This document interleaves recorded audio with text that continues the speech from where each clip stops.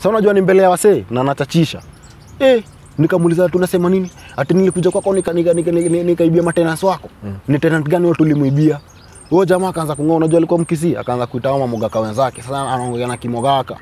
Kwenda kuongea na Kimogaka. Mimi unajua nilikuwa nimekasirika sana. Nikampiga kidevu. Akamuka karusha moja nikamiss, nikamchukua tena nyingine knockout. Kuanguka chini akaangukia dogi. Sasa unajua dogi kaanza kumbite. Unacheki? Dogi limbite. Sicheze bro. Unacheki? O jamaa dogi limbite huko. Unacheki huko kwa mguu na haga hivi. Ikambite. Sasa unajua hata mimi nilikuwa napigana naye kabili nimechill kiasi.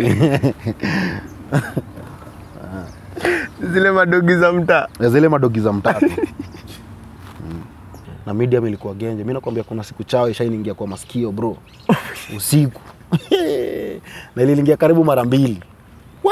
Inaingia kiendanga. Usicheze bro, inataka kuingia ndani bana. Unajua sasa inabidi unaenda kwa alafu kitu bie. Huko medium kulikuwa bie juu kulikuwa na running water. So unakimbia unaenda unainama kwa tap, maji inaingia kwa masikio. Alafu kuna sasa hii form ya kesho